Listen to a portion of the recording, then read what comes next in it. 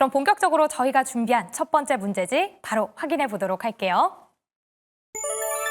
네, 이재용 회장 전일 관세 협의를 위해서 미국으로 출국을 했습니다. 이재용 회장은 한국 측의 협상 카드로 반도체 미국 내 투자 확대 그리고 AI 반도체 분야의 기술 협력을 제한할 걸로 알려져 있는 상황인데요. 이에 따라서 AI 반도체도 한미 관세 협상의 새로운 카드로 주목을 받고 있습니다. 하지만 여기에 반도체 관련주의 발목을 잡는 게 딱 하나가 있는데요. 바로 품목 관세 우려입니다. 이제 반도체에 대해서 미국은 2주 후 품목 관세 부과를 예고한 상황인데 먼저 관세 협상을 끝낸 유럽연합과 일본 측의 상황을 체크해 보도록 하겠습니다. 먼저 유럽연합은 반도체 장비 등에 대해서 미국과 서로 무관세를 적용하기로 약속을 끝낸 상황이고요. 일본의 경우에서도 미국이 반도체 최저 관세를 보장하겠다라고 이야기를 한 부분을 언급한 상황입니다. 현재 한국 정부에서는 아직 부과되지 않은 반도체 품목 관세 이미 협상 테이블에 올려놓고 논의를 이어가고 있는 중이라고 하는데요.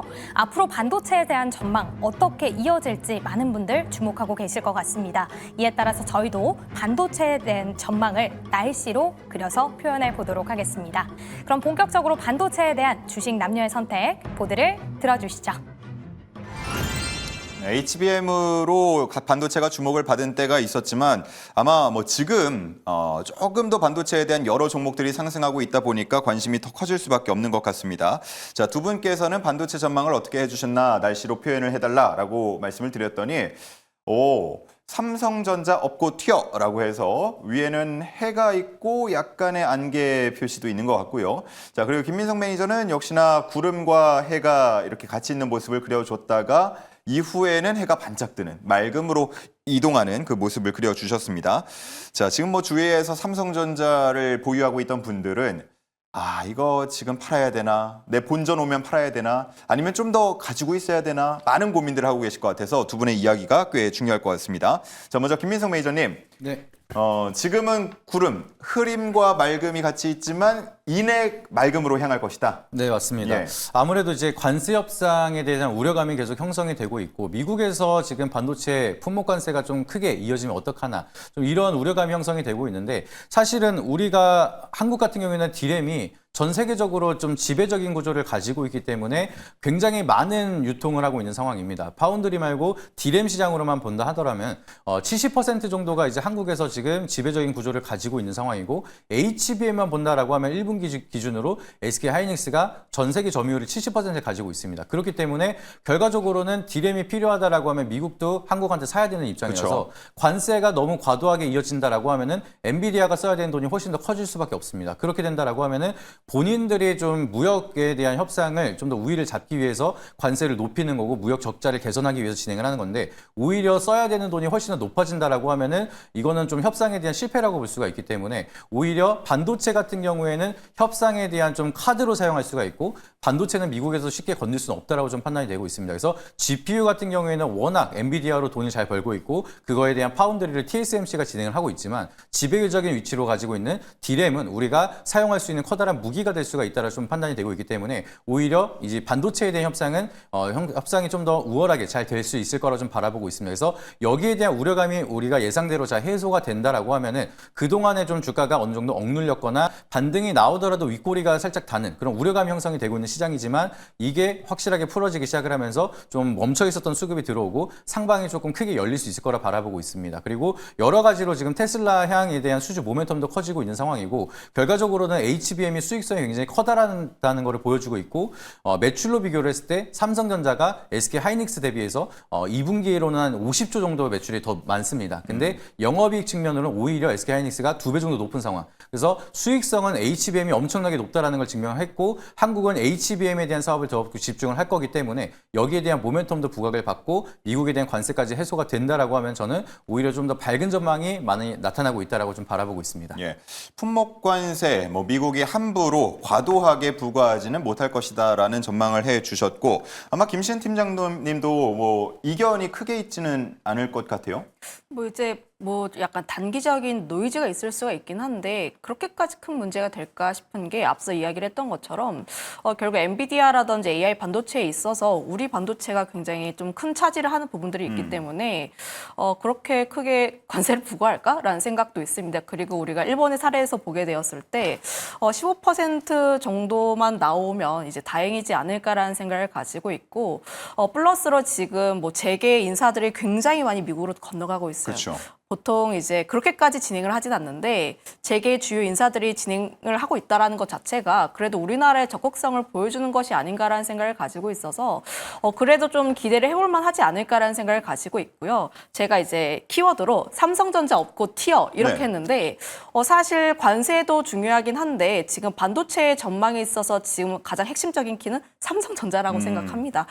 사실 관세에 대한 내용들이 있기 전부터 삼성전자만 흔들리지 않는다라고 하면 반도체 같은 경우에 그래도 견고하게 움직일 가능성이 높지 않을까라는 생각을 가지고 있고 사실 저희가 삼성전자가 몇 주 전에 좀 다루기도 했어요. 그때 당시에 목표 주가 얼마로 보시냐 했을 때 제가 그때 좀 단기적으로 67,000 예, 본다 이렇게 이야기를 넘었어요. 했습니다. 근데 그때 이야기했던 게 HBM이 엔비디아 쪽으로 좀 어느 정도 콜 테스트 진행하고 내용들이 나오게 된다면 7만 원 넘을 것 같은데 그 이상은 모르겠다. 예, 이렇게 예. 이야기를 했습니다. 그런데 HBM은 아니고 파운드리 쪽 이슈로 인해서 7만 원을 넘었다라고 보시면 좋을 것 같아요. 그런데 삼성전자가 7만 원 넘어가면서부터 지금 대다수의 반도체 관련 종목군들이 함께 들썩거린다라고 보시면 좋을 것 같습니다. 그러면 삼성전자 같은 경우가 지금 견고하게 올라와주고 있는 상황, 파운드리에 대한 이슈로 인해서 AI 밸류체인에 들어왔다라는 내용에 의해서 움직이고 있는 상황이라고 보시면 좋을 것 같은데 그러면 지금 그 내용이 나오면서부터 외국계 쪽에서의 매수세가 공격적으로 들어오고 있다고 보시면 좋을 것 같아요. 기존에 삼성전자도 그렇고 코스피 지수도 그렇고 굉장히 급격하게 상승을 했을 때 보면 외국계에서 수급이 굉장히 많이 들어왔습니다. 영국계에서도 그렇고 외국계 수급이 굉장히 많이 들어왔는데 아직 그만큼 룸이 다 차 있지도 않았어요. 그런데 그때 당시에 좀 룸을 생각을 해보면 추가 수급이 더 들어올 수 있지 않을까라는 생각을 가지고 있어서 지금 반도체 같은 경우에 단기적인 노이즈는 있을 수 있어도 수급적인 룸이 그래도 조금 더 남아있지 않을까라는 생각을 가지고 있어서 좀 그래도 안개는 조금 껴있을 수 있지만 그래도 해피한 뭐 밝음 이렇게 정리하겠습니다. 예, 어쨌든 이번에 반도체 상승을 이끌고 있는 건 말씀해 주신 것처럼 삼성전자 그리고 파운드리 쪽인데 삼성전자 얘기를 조금만 더 해볼게요. 아마 시청자분들도 보유를 하고 계신 분들이 많을 것 같고 앞서서 말씀드린 것처럼 보통 이제 평균적으로 7만 원대 그리고 8만 원대가 가장 많다고 이제 분석이 되고 있지 않습니까? 이제 내 가격 오면 어떻게 해야 되냐 이런 얘기들 하고 있는데 내일 또 확정 실적 발표도 있어서 물론 뭐 잠정 실적에서 크게 벗어나지는 않겠지만 컨퍼런스 콜에서 또 어떤 이야기가 나올지에 따라서 주가가 영향을 받지 않을까 하는 생각도 들어요.